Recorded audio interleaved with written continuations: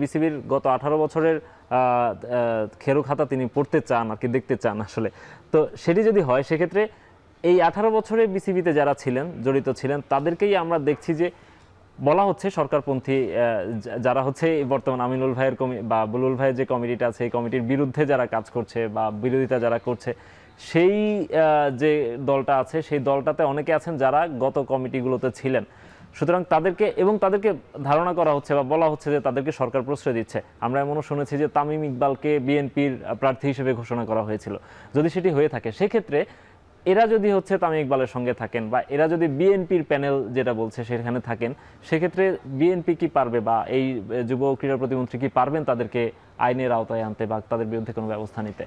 না, দেখুন, সেটা নেওয়া উচিত। আমি মনে করি যে সেটা নেওয়া উচিত, কারণ আপনি যখন ঘোষণা দিয়েছেন যে অনিয়ম এবং দুর্নীতিতে যারাই জড়িত থাকবে তাদেরকে কিন্তু আপনি শাস্তির আওতায় আনবেন বা তাদেরকে এক্সপোজ করবেন, তাহলে সেটা তার রাজনৈতিক পরিচয় কি বা তার ব্যক্তিগত পরিচয় কি বা তার ব্যবসায়িক পরিচয় কি সেদিকে না গিয়ে আপনি দেখবেন যে আসলে আপনি যে সিদ্ধান্তটা নিয়েছেন সেই সিদ্ধান্তটা আপনি কতখানি কার্যকর করতে পারছেন। সেক্ষেত্রে আমি মনে করি যে সেই তার অন্য পরিচয়ের দিকে না তাকিয়ে তিনি যদি যত বড়ই নেতা হন না কেন বা যত বড়ই তিনি ব্যবসায়ী হন না কেন বা যত বড়ই তিনি সংগঠক হন না কেন, তিনি যদি অনিয়ম করে থাকেন এবং তিনি যদি সেই ধরনের ঘটনার সাথে জড়িত থাকেন, তাহলে অবশ্যই তার নামটুকু এক্সপোজ করতে হবে এবং অবশ্যই সেটা যেন আপনার একটা সুন্দর আপনার প্রমাণ সহ আপনি যে কারো যে বিরুদ্ধে কিন্তু আপনি বলে দিতে পারেন না যে ক্রিকেট বোর্ডের 1300 কোটি টাকা উনি খেয়ে ফেলেছেন বা ক্রিকেট বোর্ডের 300 কোটি টাকা উনি ব্যাংক থেকে লোপাট করে দিয়েছেন। অনেকে এই ধরনের অভিযোগ করতে পারেন, কিন্তু অভিযোগ করলে আপনাকে অবশ্যই সংশ্লিষ্ট অভিযোগের ক্ষেত্রে প্রমাণটুকু হাজির করতে হবে।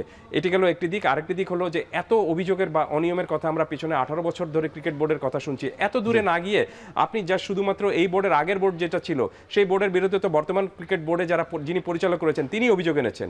তিনি বলেছেন যে এই বোর্ডের আগের বোর্ডে যারা ছিলেন সেখানে 6 মাসের মধ্যে যে দুর্নীতি হয়েছে সেটা নাকি 18 বছরে এর আগে কখনো হয়নি।